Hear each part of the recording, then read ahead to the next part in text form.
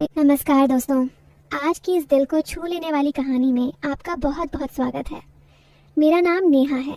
मैं मुंबई के एक हाई प्रोफाइल सोसाइटी में रहती हूँ, जहाँ हर कोई बाहर से चमकता है लेकिन अंदर से अकेलापन खा जाता है।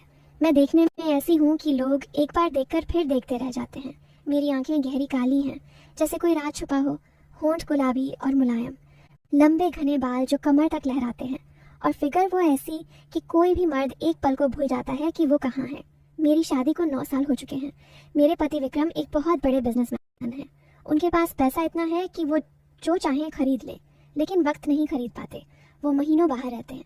जब आते हैं तो भी फ़ोन पर मीटिंग्स चलती रहती हैं। मैं दिन भर अकेली घर में घूमती हूँ। कभी सोचती हूँ कि ये ज़िंदगी है या सज़ा। एक दिन हमारे पुराने नौकर रामू को गाँव जाना पड़ा। उसकी माँ बीमार थी। उसने कहा कि उसका बेटा आरव यहाँ काम संभालेगा। कुछ दिन बाद आरव आया। वो जवान था, लंबा कद, मजबूत कंधे, चौड़ी छाती और चेहरा ऐसा कि देखते ही दिल में कुछ हलचल हो जाए। वो शर्मीला था लेकिन काम में तेज।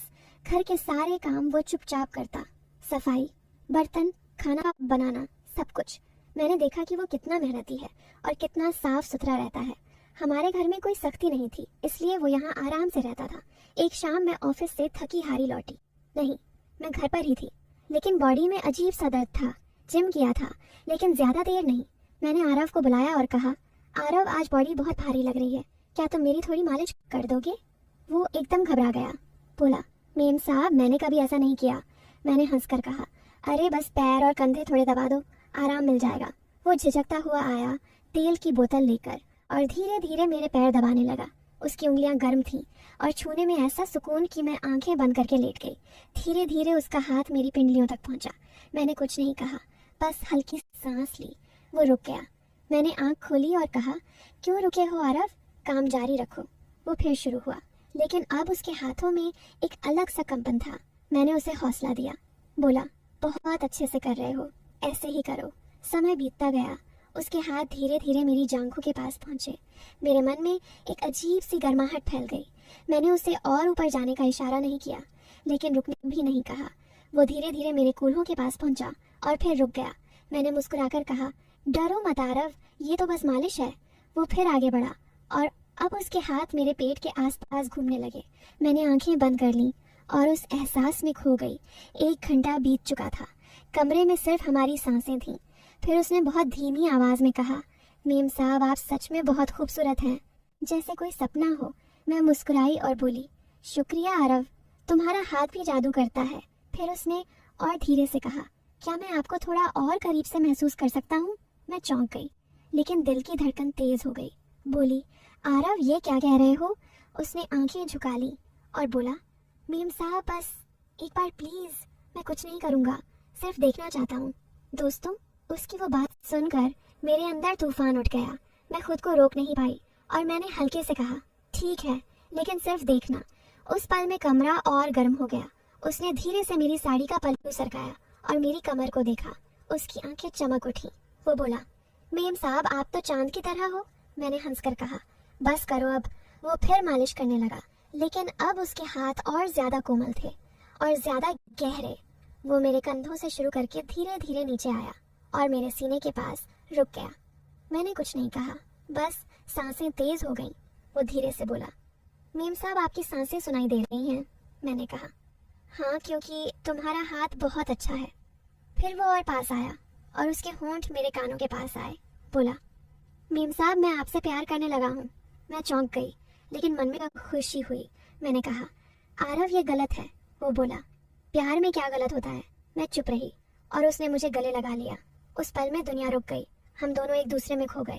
उस रात हमने बहुत कुछ महसूस किया, लेकिन कुछ भी ऐसा नहीं जो शब्दों में बयां हो सके। अगले दिन से हमारी मुलाकातें बढ़ गईं। कभी किचन में, कभी बालकनी में, कभी लिविंग रूम में। वो मेरे पास आता और मैं उसकी बाहों में समा जाती। मैं जानती थी कि ये रिश्ता समाज नहीं मानेगा, लेकिन दिल को क्या समझाना। मैं विक्रम से बात करती, लेकिन मन कहीं और रहता। आरव मेरे लिए सब कुछ बन गया था। उसकी मुस्कान, उसकी बातें, उसका छूना, सब कुछ मुझे जिंदा महसूस कराता था। एक दिन मैंने उससे पूछा, आरव तुम्हारा सपना क्या है? उसने गहरी सांस ली और बोला, मेम साहब मैं पढ़ना चाहता हूँ, एक दिन अपना बिजनेस करना चाहता हूँ, ताकि मेरी बहन की शादी अच्छे से हो सके और माँ को अच्छी दवाई मिले। मैंने उसकी आंखों में वो सपना देखा और उसे और करीब खींच लिया। हमारी बातें अब रातों तक चलने लगीं, कभी फ़ोन पर, कभी कमरे में। वो मुझे अपनी ज़िंदगी की कहानियाँ सुनाता, मैं उससे अपनी अकेलेपन की। मैंने उसे बताया कि विक्रम से प्यार था, लेकिन अब सिर्फ जिम्मेदारियाँ बची है। वो बोला, मेम साहब, मैं आपको कभी अकेला नहीं छोड़ूंगा। मैं रो पड़ी और उसे गले लगा लिया। धीरे धीरे हमारा रिश्ता गहरा होता गया। एक शाम विक्रम अचानक घर आ गए। मैं घबरा गई, आरव को छुपाया, लेकिन विक्रम को शक हो गया। उसने पूछा, घर में कोई और है क्या? मैंने झूठ बोला, नहीं, लेकिन वो मान नहीं रहा था। रात को वो सो गया। मैं आरव के पास गई और बोली, आज रुकना मत। वो बोला, मैं नहीं रुक सकता मेम साहब, आपकी सुरक्षा ज़रूरी है। लेकिन मैंने उसे रोक लिया। उस रात हमने बहुत डर के साथ समय बिताया, लेकिन प्यार में डर भी मीठा लगता है। अगले दिन विक्रम चले गए, फिर से ट्रिप पर। मैंने आरव से कहा, अब हम साथ रहेंगे। वो बोला, लेकिन क्या होगा, समाज क्या कहेगा? मैंने कहा, समाज से ज़्यादा मेरा दिल महत्वपूर्ण है। हमने फैसला किया कि धीरे धीरे प्लान बनाएंगे। आरव ने पढ़ाई शुरू की, मैंने उसे कोचिंग में डाल दिया। वो मेरे लिए सब कुछ कर रहा था और मैं उसके लिए एक नई जिंदगी जी रही थी। एक रात जब बारिश हो रही थी, बिजली चली गई, कमरा अंधेरा था, सिर्फ मोमबत्ती की रोशनी। मैंने आरव को बुलाया, वो आया और मेरे पास बैठ गया। मैंने कहा, आज कुछ अलग महसूस हो रहा है। वो बोला, क्या मेम साहब? मैंने कहा, तुम्हारे बिना अब जी नहीं सकता। वो मेरे करीब आया और उसके हाथ मेरे चेहरे पर रख दिए। उसने कहा, नेहा, मैं तुम्हें हमेशा खुश रखूंगा। मैंने आंसू पोंछे और उसके होठ उसके होठों से मिल गए। वो किस इतना गहरा था कि सारी दुनिया भूल गई। हम दोनों एक दूसरे में खो गए। उस रात हमने प्यार की वो ऊंचाइयां छुई जो शब्दों में नहीं बयां हो सकती। हमारा रिश्ता अब सिर्फ शारीरिक नहीं था, वो आत्मा का जुड़ाव था। मैं उसके लिए जीती थी, वो मेरे लिए सांस लेता था। लेकिन जिंदगी आसान नहीं थी। एक दिन विक्रम को सब पता चल गया। उसने फ़ोन किया और कहा, नेहा, मैं सब जानता हूँ, मैं घर आ रहा हूँ। मैं डर गई, आरव को बताया। वो बोला, मैं चला जाऊँगा मेम साहब। मैंने कहा, नहीं, तुम नहीं जाओगे, हम साथ लड़ेंगे। विक्रम आए और बहुत गुस्सा किया। उन्होंने कहा, तलाक दे दूंगा। मैंने कहा, ठीक है, लेकिन मैं आरव के साथ रहूंगी। वो चौंक गए, बोले, क्या तुम पागल हो गए हो? मैंने कहा, नहीं, मैं अब सच में जी रही हूँ। विक्रम चले गए और हम दोनों ने नई शुरुआत की। आरव ने नौकरी छोड़ दी और पढ़ाई पर फोकस किया। मैंने अपना छोटा बिजनेस शुरू किया। हम साथ रहने लगे, छोटे से फ्लैट में, लेकिन खुशी इतनी कि बड़े घर की कमी नहीं लगी। हमारा प्यार गहरा था, विश्वास से भरा, समर्पण से भरा।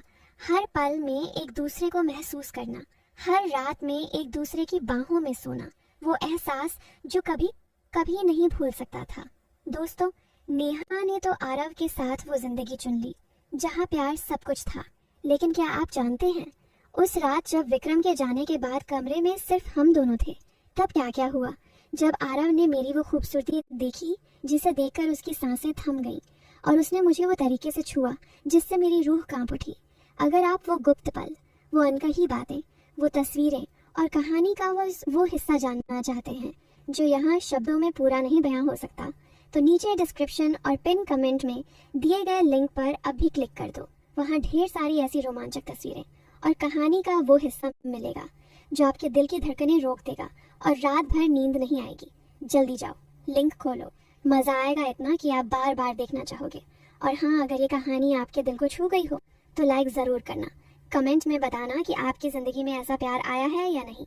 और ऐसी ही दिल दहला देने वाली रोमांटिक कहानियों के लिए चैनल को